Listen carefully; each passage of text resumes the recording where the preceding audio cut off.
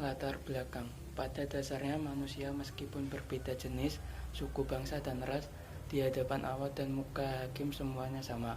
Sebagai orang Islam yang taat, kita tidak punya hanya menerapkan syariat agama pada kehidupan sehari-hari kita. Tapi kita juga harus mengetahui, mencermati, dan menerapkan agama di dalam lingkup hukum. Dalam kesempatan ini, kami menulis makalah ini dengan alasan agar para pembaca dapat mengenal lebih dalam apa itu hukum Islam. Rumusan masalah. ASI adalah makanan terbaik bagi bayi karena mengandung berbagai zat gizi dan antibodi yang baik untuk pertumbuhan dan perkembangan.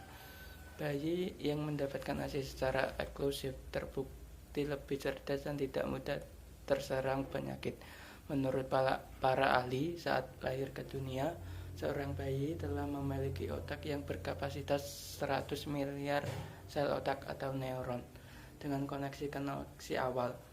Artinya jumlah neuron di dalam otak si kecil 16 kali lebih banyak daripada jumlah penduduk bumi. Bahkan lebih banyak daripada jumlah bintang di galaksi Bima Sakti. Akan tetapi otak bayi dengan potensi sedasar ini bukanlah barang jadi. Ia belum matang karena belum terhubung dalam jaringan antar satu dengan yang lainnya.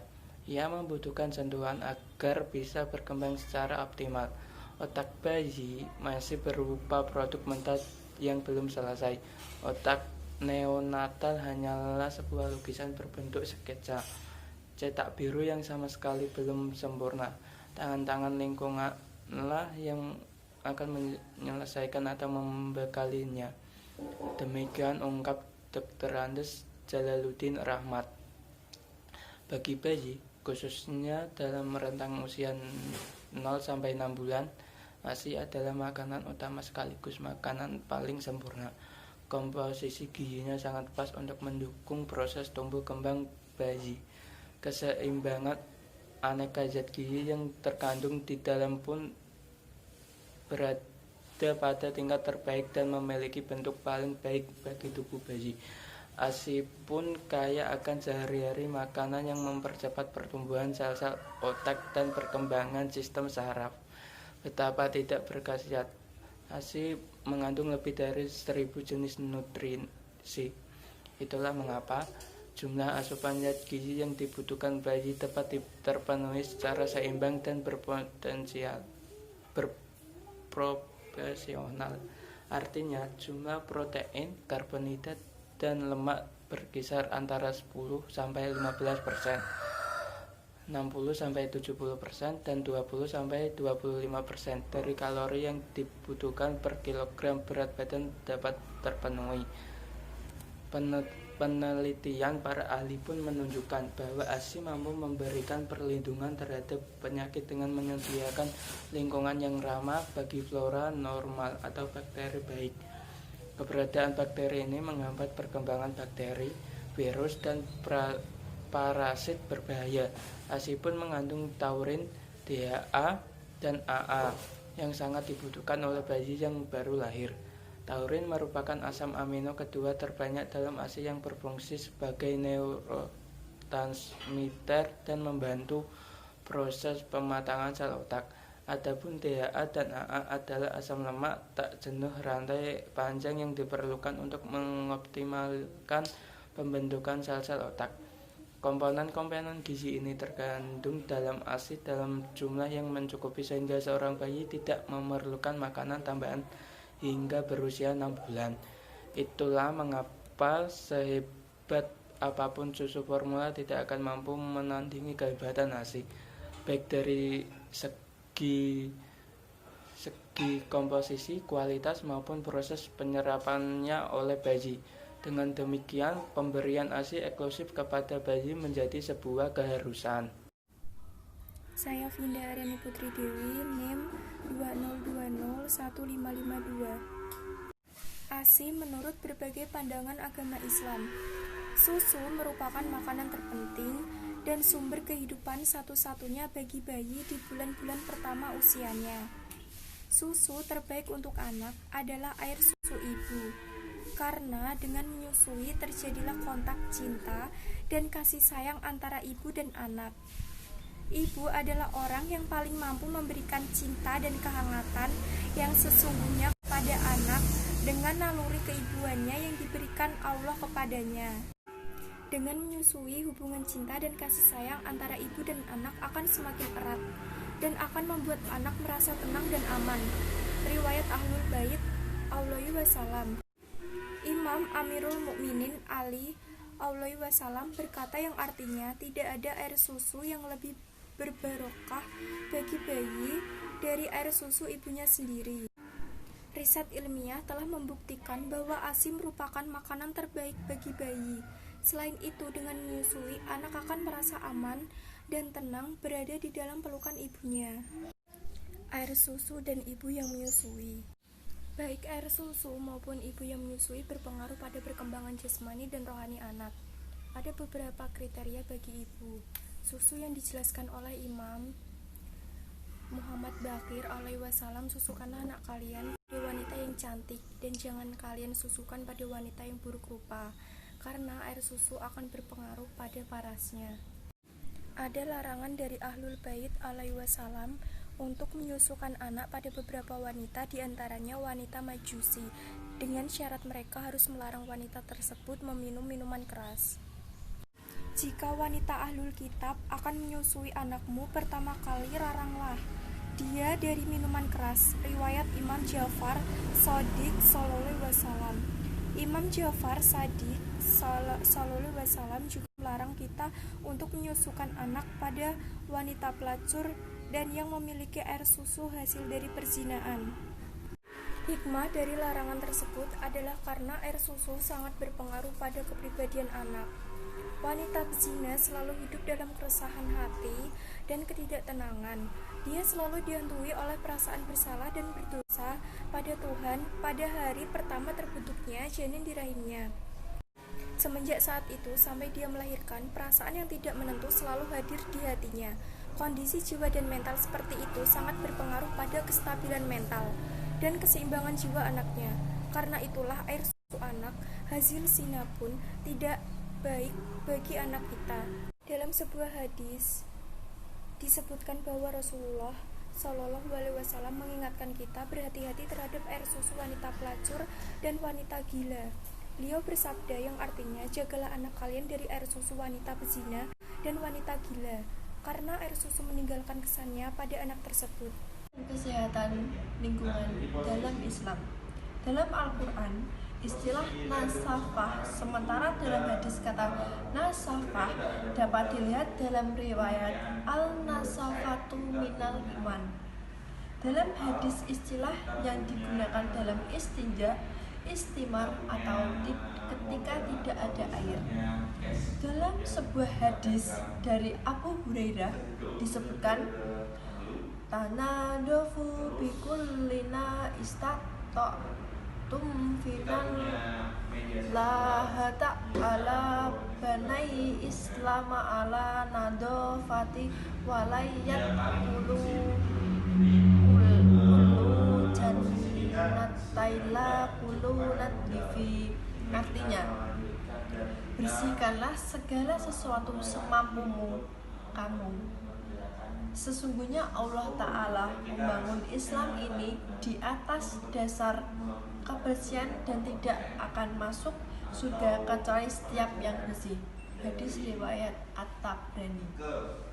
Hadis lain menyebutkan, innallaha tayyibu yuhibbu tayyibu nadifu yuhibbu nadofaru karinu yuhibbul karoma jawadu yuhibbul juda fanadifu afniyat takum. Artinya, sesungguhnya Allah itu baik dan mencintai kebaikan, bersih atau suci, dan mencintai kebersihan, mulia dan mencintai kemuliaan, bagus dan mencintai kebagusan. Bersihkan rumahmu. Hadis riwayat Tirmizi dari Sa'ad. Dalam implementasinya, istilah tarohah dan nasafah ternyata kebersihan yang bersifat lahiriah dan maknawiyah. Sementara nasafah dan fikih istilah tarohah digunakan pada kitab-kitab klasik. Disebutkan bab al-najasah dan selanjutnya dibahas masalah air dan tanah, wudu, mandi janabat, tayamun, dan lain-lain. Namun demikian, ketika Allah menerangkan tentang penggunaan air tarohah, disandingkan pula dengan kesucian secara maknawiyah.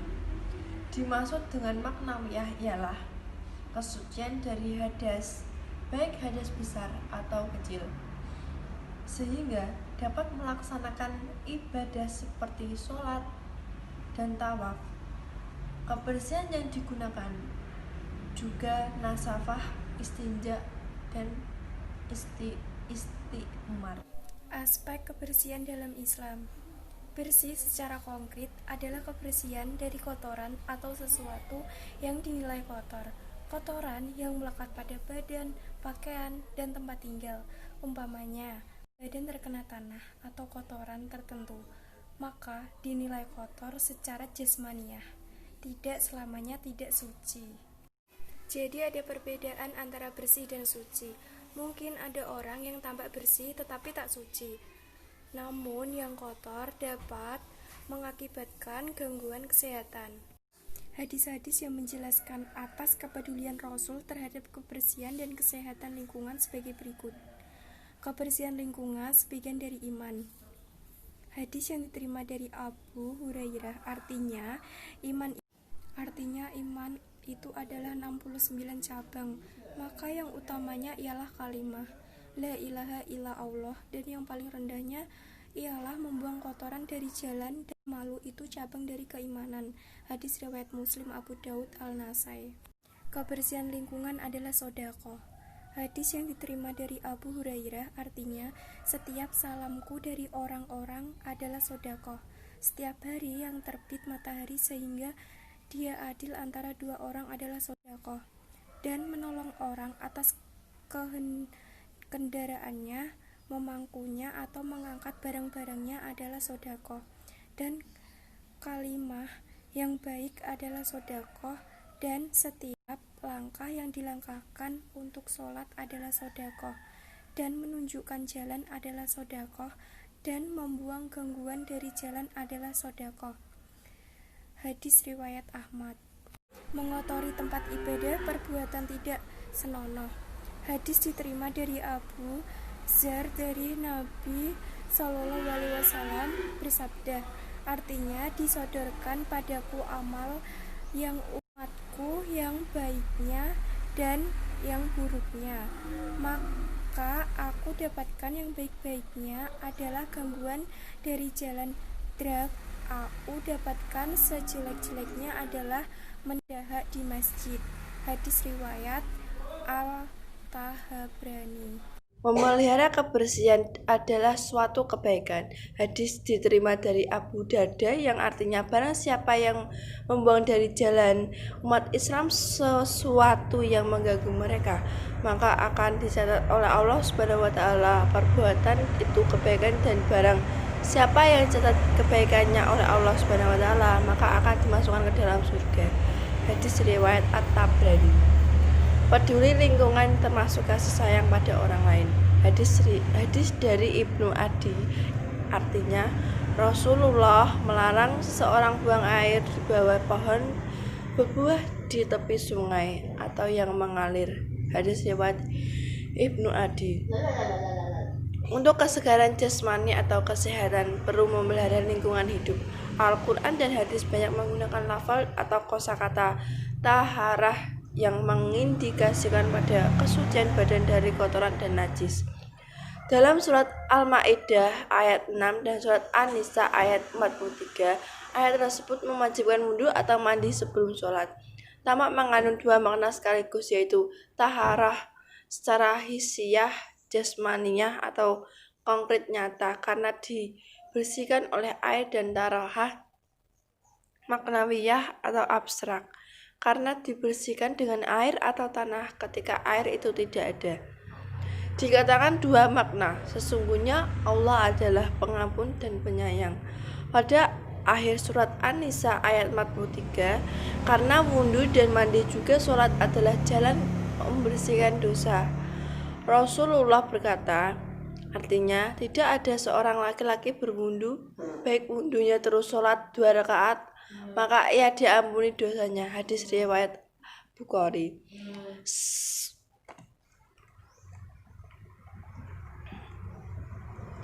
Kesucian secara rohani karena dia sudah ada dalam ketaatan, istighfar, dan taubat pada Allah.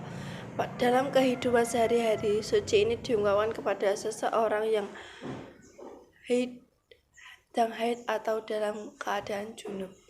Misalnya, orang yang sudah bersih atau suci dari haid disebut hattayat hurna atau Al-Baqarah ayat 222.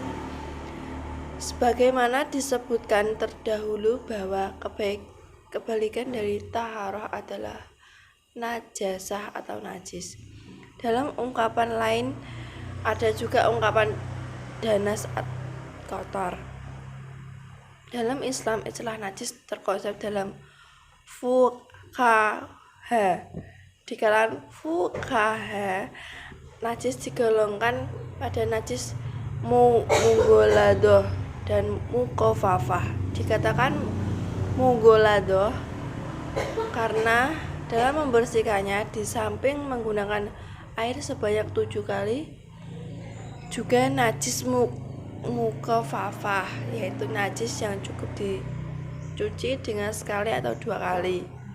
Taqiyah wa tarohah al-naf. Kesucian jiwa adalah kesucian karena ia sebagai orang beriman akan Al-Quran dan Sunnah atau ajaran Islam itu berfungsi sebagai taqiyah. Tazkiyah adalah penyucian seseorang dari segala perbuatan yang mengurangi kesempurnaan. Maka tazkiyat al-nafsi, pembersih jiwa, adalah dengan menumbuhkan amal soleh pada diri seseorang. Sebagaimana disebut dalam Al-Quran bahwa orang musyrik itu najis. Sebagai dalam surat At-Taubah ayat 28, innama'al musyrikuna najasun fala yakrau al-masjidal haram bada aminim hadza. Sebaliknya orang beriman adalah suci jiwanya dengan akikah yang benar. Tanah Mekah dan Madinah adalah suci bagi umat Islam karena tidak boleh diinjak oleh orang kafir. Kesucian jiwa berkaitan juga dengan akhlak mulia dan taubat. Ketika seseorang bertaubat, maka ia mensucikan diri dari segala dosa. Penyucian dosa dengan istighfar dan tidak mengulangi lagi dari dosanya. Tazkiyat wa tarohah al-mal. Kesucian harta adalah dimensi lain dari dimensi kesucian. Kesimpulan, anak harus mendapatkan air susu ibunya. Jika hal tersebut tidak memungkinkan, dianjurkan untuk mencari ibu susu mukmin dan sehat lahir dan batin. Namun bila ibu susu dengan kriteria tersebut tidak didapatkan, kita diperbolehkan untuk mengambil ibu susu yang tidak beragama atau agama Islam dengan syarat melarangnya meminum minuman keras dan memakan atau meminum segala sesuatu yang dapat membahayakan keselamatan anak, kestabilan mental dan emosional ibu, dan kesehatan jasmaninya haruslah diperhatikan. Selain itu, untuk mendapatkan air susu dalam jumlah yang banyak dan berkualitas tinggi, dianjurkan agar ibu memakan makanan yang mengandung banyak gizi. Hal tersebut sangat penting untuk pertumbuhan fisik dan psikis anak. Kebersihan merupakan suatu yang amat fitri bagi makhluk hidup, utamanya makhluk bernyawa. Dalam ajaran Islam, kebersihan saja belum cukup, tetapi harus disertai kesucian. Dalam kebersihan yang ada kalanya menggunakan istilah takhoro atau tazkiyah. Semuanya berkaitan dengan kebersihan dan kesucian, baik hisiwah maupun maknawiyah. Bahkan digunakan lafal fitrah, konsep kebersihan yang amat jami atau komprehensif dalam Islam belum dimaknai secara konseptual dalam rangkaian membangun kebersihan dalam raga dan jiwanya. Maka dalam upaya membangun keseimbangan ini, agaknya konseptualisasi kebersihan dan kesucian harus digalakkan. Adalah naif jika hanya sebelah antara kebersihan dan kesucian. Ini barangkali yang mengakibatkan mengapa orang Islam sering bersuci tetapi tidak bersih, atau yang lain non-muslim. Mereka tak suci tapi bersih. Yang jelas Rasulullah adalah tokoh kebersihan, kesucian, dan pelestarian lingkungan. Oleh karena itu, kita sebagai umat Islam yang ajaran Islam begitu banyak perhatiannya tentang kebersihan. Selanjutnya, kita dapat merealisasikan kebersihan tersebut dalam kehidupan yang realitas yang kita jalani sehari-hari, demi untuk mempertahankan kesehatan serta memperintah kehidupan dalam bermasyarakat. Sebab manusia perlu menjaga kebersihan lingkungan dan kebersihan diri agar sehat, tidak bau, tidak malu, tidak menyebarkan kotoran atau menularkan kuman penyakit bagi diri sendiri maupun orang lain. Kebersihan badan meliputi kebersihan diri mandiri seperti mandi, menyikat gigi, mencuci tangan, dan memakai pakaian, maupun kebersihan tempat tinggal lingkungan. Kebersihan merupakan hal yang harus dimiliki setiap orang, sebab kebersihan simbol dari seseorang itu mampu menjaga serta mensyukuri karunia nikmat yang diberi Allah Subhanahu wa Ta'ala. Dalam artian, setiap manusia harus tetap menghindari kotor dengan menjaga kebersihan agar tetap segar, bugar, dan sehat, sehingga tetap sanggup dan bisa menjalankan ibadah dengan sebaik mungkin. Yang kedua, saran. Disarankan kepada ibu-ibu untuk dapat memberikan ASI kepada bayinya secara eksklusif, karena selain dianjurkan oleh medis untuk kesehatan, ibu dan bayi juga dianjurkan dalam agama Islam.